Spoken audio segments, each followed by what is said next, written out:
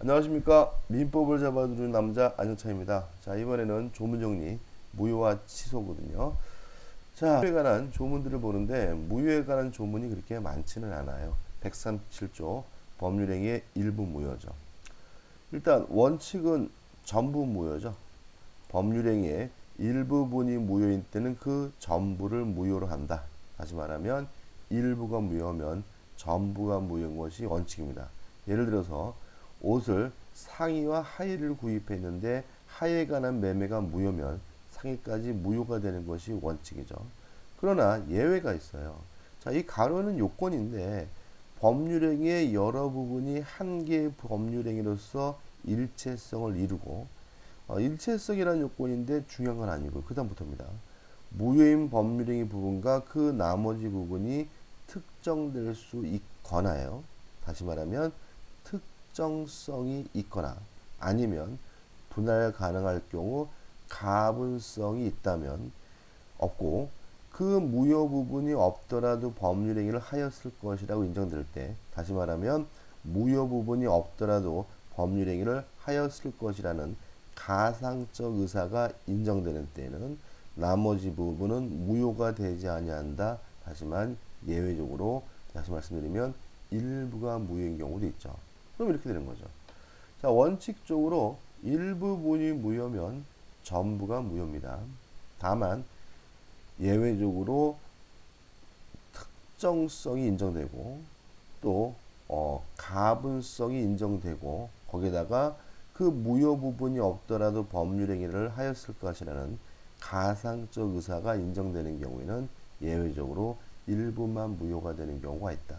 이거는 일부 취소도 동일한 거니까 같이 기억해 두셔야 되겠죠. 138조입니다. 무효행위 전환이죠. 무효행위 전환의 의의는 뭔가요? 어떤 법률행위가 일단은 무효인데 이것이 유효한 다른 법률행위로 뒤바뀌는 것을 우리가 무효행위 전환이라고 하고요. 138조는 무효행위 전환의 요건을 규정하고 있어요. 자, 무효인 법률행위가 다른 법률행위 요건을 구비하고 당사자가 그 무효를 알았더라면 다른 법률을 하는 것을 의욕하였으리라고 원하였으리라고 인정될 때는 다른 법률의 효력을 가지게 됩니다. 무효행위 전환과 관련해서 주의하실 것은 뭐냐면 반사회적 법률행위 같은 나쁜 행위는 무효행위 전환이 인정되지 않습니다. 다만 불공정한 법률행위는 반사회적 법률의 일종이지만 무효행위 전환을 인정하고 있다는 거 주의하셔야 되겠죠. 추인해야 된다는 의미가 되고요. 또 효과는 새로운 법률행위로 봅니다. 새로운 법률행위가 된다는 말은 다시 법률행위를 한 곳으로 오겠다는 얘기죠. 따라서 장래 향하여 유효가 되지 소급하지는 않습니다. 근데 마지막 유의하실 것은 그러나 당사자 간의 약정으로 소급을 인정하는 것은 가능하죠. 자, 그럼 정리해 보자고요. 자, 무효인 법률행위를 추인해도 그 행위 자체가 유효로 되는 것은 아니죠. 다만 무효인 줄 알고 원인이 소멸한 후에 추인했다면 새롭게 법률행위를 다시 한 것으로 봅니다. 그 말은 무효인 법률행위를 추인하더라도 소급하지 않는다는 의미인데 마지막 유의하실 것은 당사자 간의 약정, 특약으로 소급표를 인정하는 것은 가능하다는 거 주의하시면 되겠죠. 자, 이제 취소에 관한 조문들이 나오고 있죠. 자, 141조인데 취소의 개념이 나오죠. 취소한 법률행위는 처음부터 무효인 것으로 본다요. 그럼 취소라는 것은 뭐냐면 유효한 법률행위를 소급해서 무효화시키는 걸 우리가 취소라고 합니다.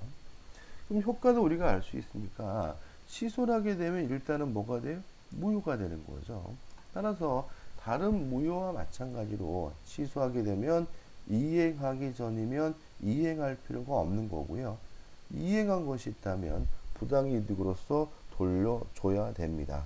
근데 또 이것에 또 예외가 있는 거예요. 그러나 제한 능력자는 악이더라도 그 행위로 인하여 받은 이익이 현존하는 한도에서 상환할 책임이 있다. 다시 말하면 제한 능력자는 악이라 하더라도 전부를 돌려주는 것이 아니라 이익이 현존하는 한도에서만 돌려주면 된다는 거 기억해 주시기 바라고요.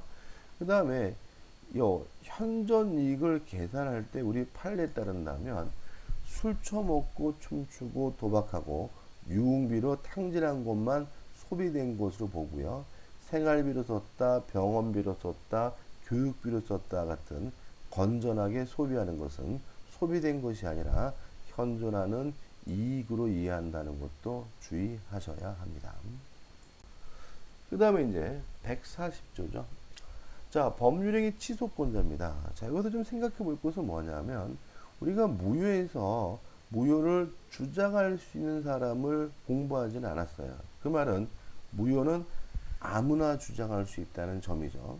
근데 취소는 취소권자를 따로 배운다는 것은 취소하는 사람은 따로 뭐가 있다는 거죠? 정해져 있다는 거죠. 그러면 누가 취소할 수 있느냐? 취소할 수 있는 법률행위는 제한 능력자가 일단 취소할 수 있습니다. 제한 능력자가 취소할 수 있다는 말은 제한 능력자가 단독으로 독자적으로 취소하는 것이 가능하다는 얘기고요.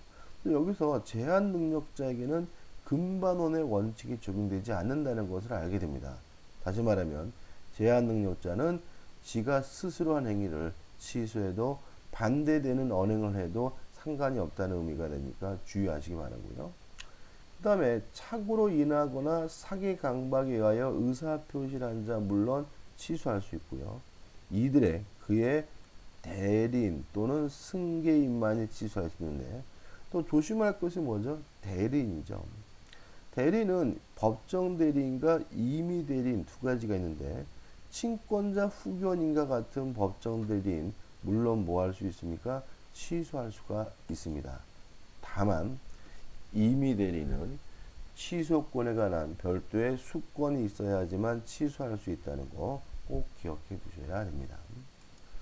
그 다음 142조 취소의 상대방이에요. 저게 좀 별로 마음에 드는 조문은 아닌데 읽어보면, 취소할 수 있는 법률 상대방이 확정한 경우에는 그 취소는 그 상대방에 대한 의사표시로 하여야 한다.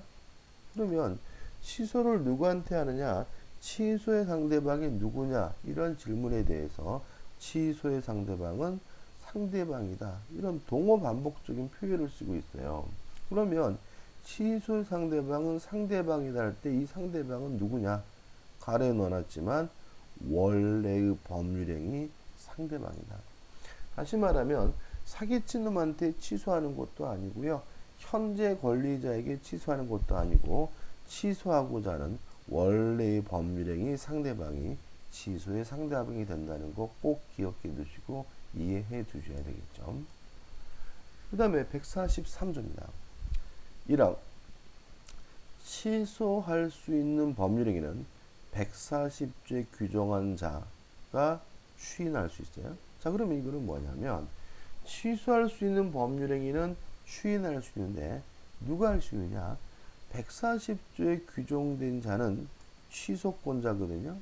따라서 취소권자가 추인할 수 있다. 이런 얘기고. 그 다음에 추인했거든요. 추인으로 그 법률행위는 유효한 것으로 확정되므로 추인 후에는 뭐하지 못하죠? 취소하지 못한다. 그럼 이렇게 됩니다. 취소할 수 있는 법률행위는 유동적 유효입니다. 다만 취소할 수 있는 법률행위를 추인하면 더 이상 뭐하지 못하게 돼요? 취소하지 못하게 되니까 추인하게 되면 확정적 유효, 유효한 것으로 확정이 된다. 이런 얘기죠. 이항 전조 규정은 다시 말하면 추인은 전항의 경우에 준용한다는 말. 전조의 경우는 뭐냐면 취소의 상대방이거든요. 전항의 경우에 준용한다는 말은 무슨 말이냐? 추인의 상대방은 취소의 상대방이다. 그럼 이 조항은 세 가지 의미를 갖고 있습니다. 첫째, 누가 추인할 수 있느냐? 취소권자가 추인한다. 두 번째 효과죠.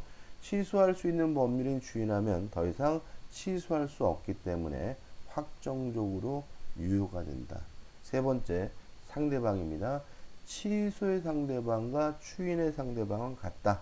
따라서 취소의 상대방처럼 추인의 상대방도 원래의 법률행위 상대방이 되는 거다. 이렇게 되는 거죠.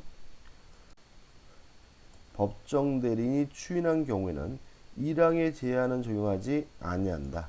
다시 말하면 친권자나 후견인과 같은 법정 대리는 원인이 종료되기 전이라도 추인하는 것이 가능하다는 의미니까 꼭 기억해 두셔야 되겠죠. 145조입니다. 법정 추인이죠. 자, 이 법정 추인이라는 것은 결국은 묵시적 추인을 말합니다. 따라서 추인은 꼭 명시적으로 해야 되는 것은 아니고 묵시적으로 추인하는 것이 가능합니다. 다시 말하면 추인한다고 말은 안 했지만 추인으로 볼 수 있는 행위가 있으면 그 행위가 있는 것만으로도 뭐가 돼요? 추인이 된다는 얘기죠.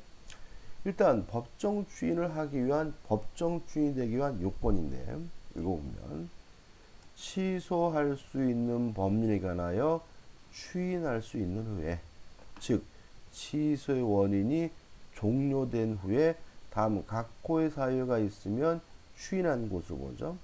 다시 말하면 일정한 사유가 있다는 이유로 법정 추인이 되려면 원인이 종료된 후 추인할 수 있는 후에 해야 돼요. 꼭 기억해 두셔야 되겠죠. 그러나 이를 보류한 때에는 다음 각호의 사유가 있어도 법정 추인은 성립하지 않는다.